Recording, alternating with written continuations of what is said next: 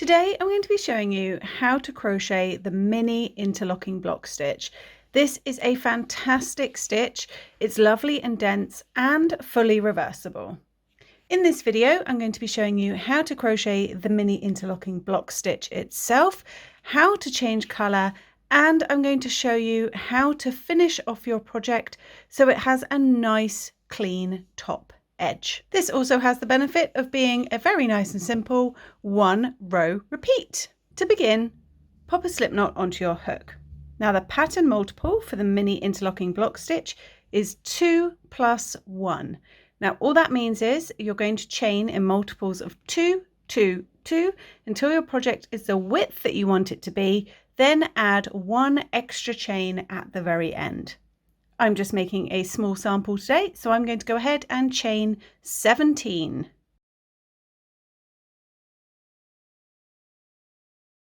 Once you have your chains, we're going to work into the third chain from the hook. Now this loop on your hook does not count as anything. You only want to count these fully formed chains hanging down below. So 1, 2, 3.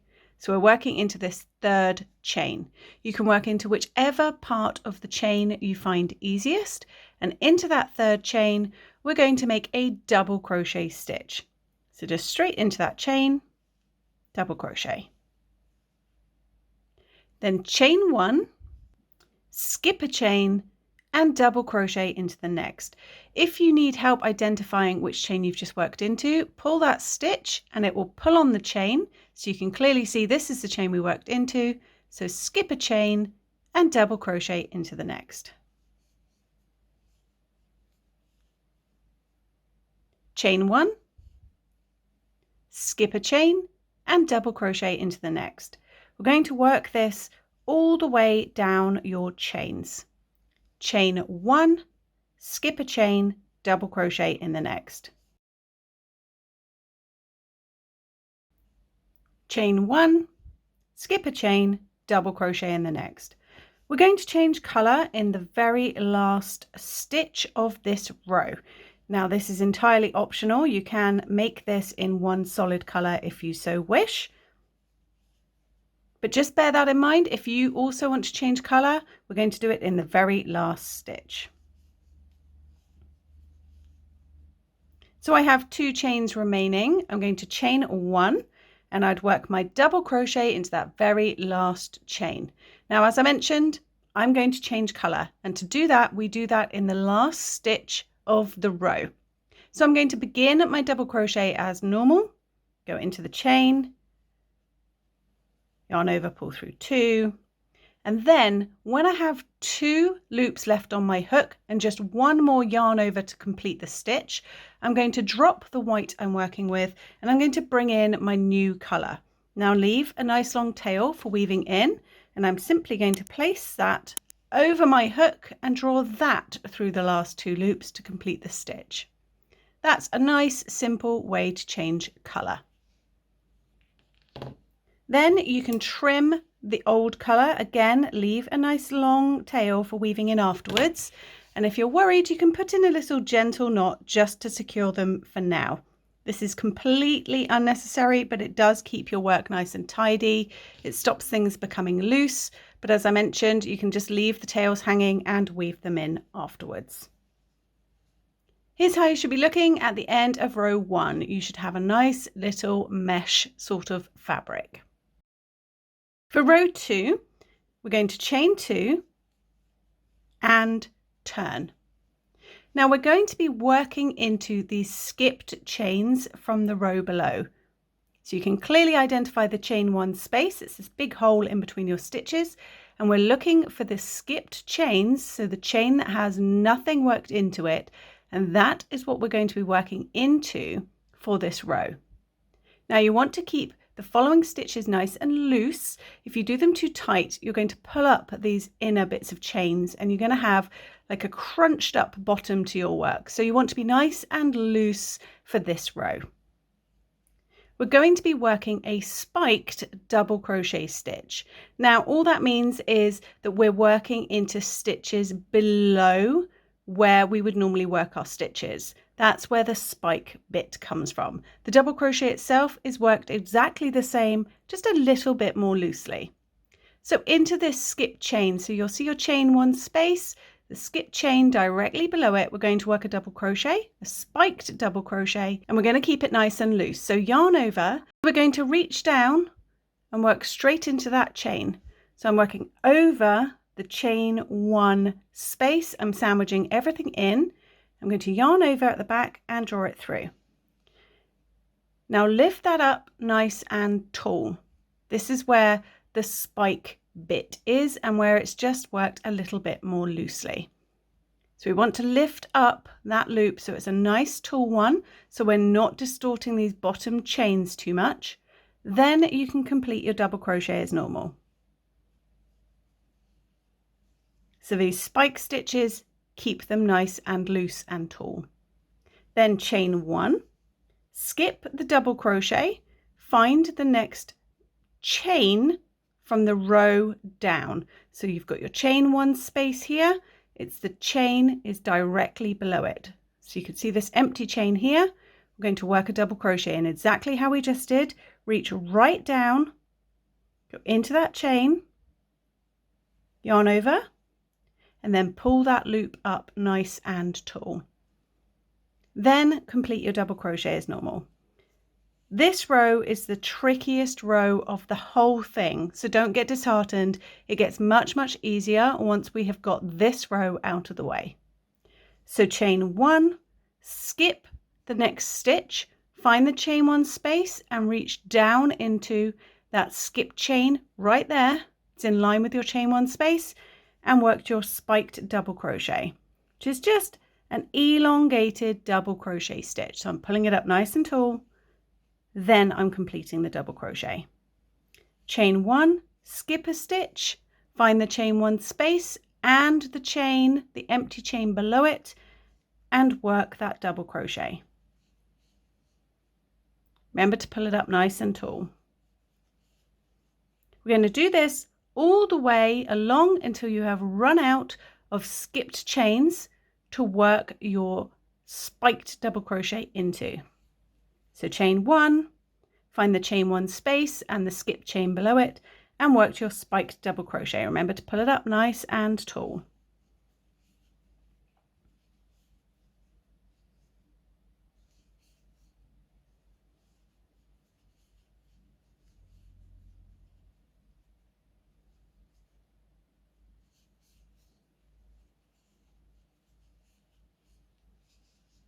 Once you have worked into every skipped chain and filled up those chain one spaces from the row below, you'll have at the end your double crochet stitch and your skipped chains. We're going to chain one and work a double crochet into the top of these turning chains, these chains here. So find the top of the stitch.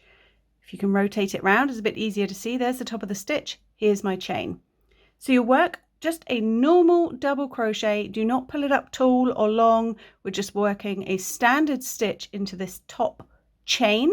And if you want to change color, this is the stitch to do it in.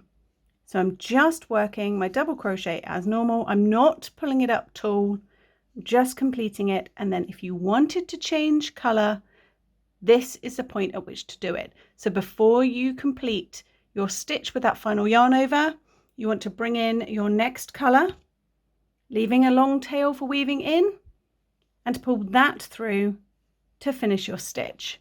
Then you can trim off the old color.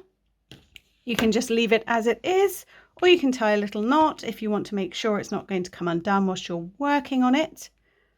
Just gently, you don't want to distort your stitches. And the trickiest row, row 2, is done. It gets vastly easier from this point on. So for row 3 is the pattern repeat row. All that means is we're going to repeat row 3 over and over and over again until the project is the length you want it to be, and you want to do that final squaring off row to fill in these little chain spaces. So for row 3, we're going to chain 2, 1, 2, and turn.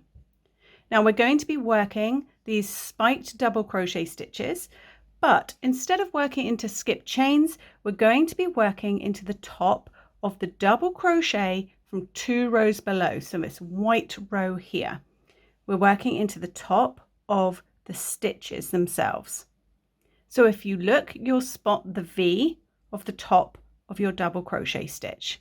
You can see it here, here. So we're working under these 2 loops of the double crochet stitch. And we're going to be working these spiked double crochets into them. So yarn over, find the chain 1 space and the stitch directly below it, and work your spiked double crochet into that. So I'm going through both loops of the stitch, coming out at the back of the work, sandwiching everything in, draw that yarn through, and then pull it up, just like you did with the yellow row, and complete your double crochet. So we're filling in these little gaps. Then chain 1, skip the stitch, find the chain 1 space, and then find the stitch directly below it. You'll see it here. And we work our double crochet, our spiked double crochet into that. So I'm putting my hook underneath both loops of the stitch. I'm coming out at the back of the work, catch that yarn, bring it through and bring it up. Then complete your double crochet.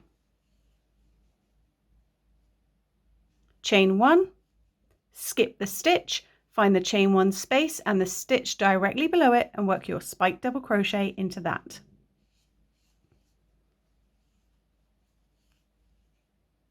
Chain 1, skip the stitch, find the chain 1 space and the stitch below it, and work into that. Do this all the way along until you have run out of these chain 1 spaces to work your spiked double crochet stitches into.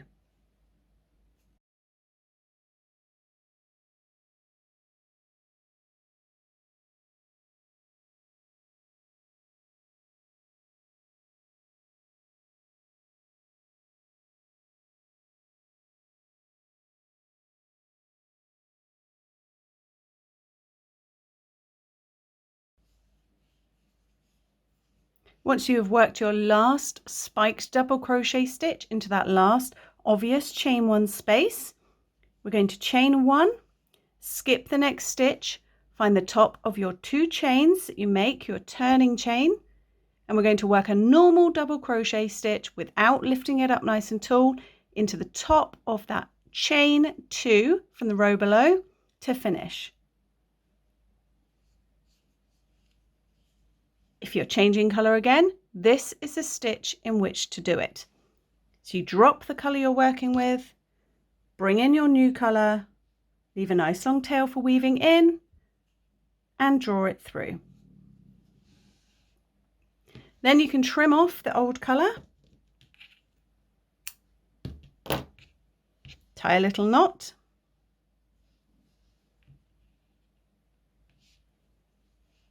and then we repeat row 3 again. So a really quick recap of row 3. This is the row you are just going to repeat over and over and over again. You're going to chain 2, turn your work, find the chain 1 space and the stitch below it. That is the stitch we work our spiked double crochets into. So reach right down into the top of that stitch and work your spiked double crochet. Chain 1, skip the stitch, find the chain 1 space and the stitch below it is the stitch that we work into. So work your spiked double crochet in there. Chain 1, skip the stitch, find the stitch below the chain 1 space to work your spiked double crochet into. We work this sequence of chain 1 followed by a spiked double crochet stitch into the stitch below the chain 1 space all the way along, filling in all of these chain 1 spaces.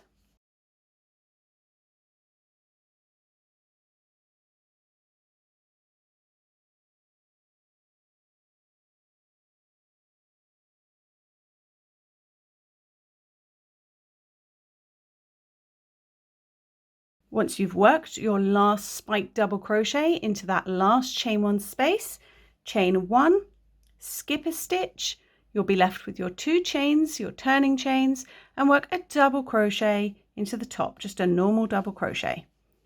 If you wanted to change color, this is the stitch to change color in, or just complete your stitch as normal. Then you would begin again, chain 2, turn your work, find that stitch below the chain 1 space to work your double crochet, your spiked double crochet into, chain 1, find the next space and the stitch below it, and work your next spiked double crochet. You work that all the way along until you have run out of the chain 1 spaces and the stitches to work into, and you'll be right over at the other side of your work.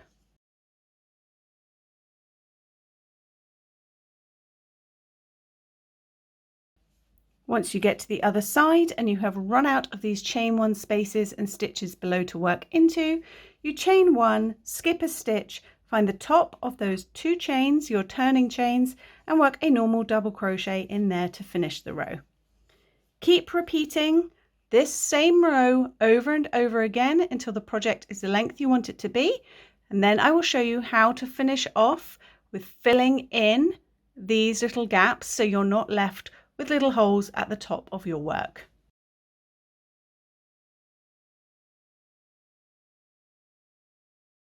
So once your project is the length that you want it to be and you're left with these little gaps along the top, there is one final row we can do to fill this in without adding too much extra height to your project.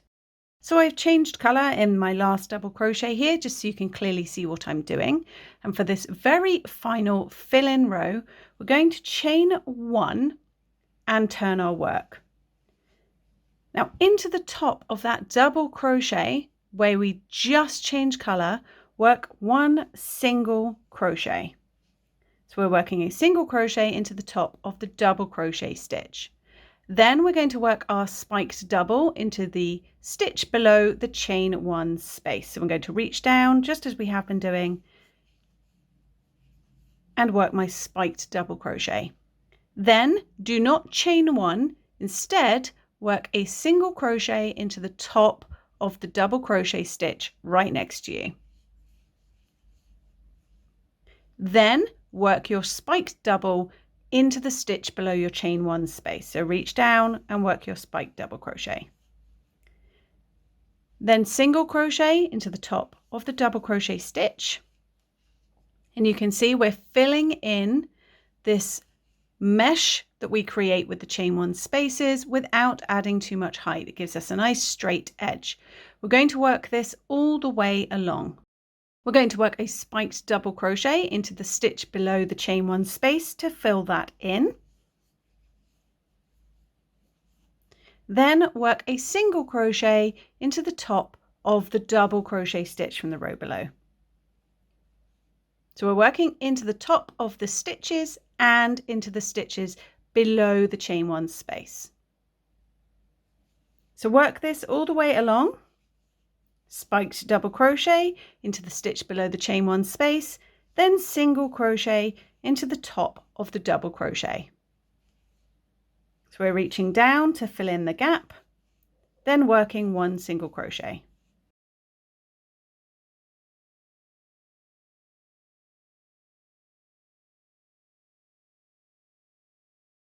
Once you've finished your last double crochet spike stitch in that last chain 1 space, we'll have 2 stitches here.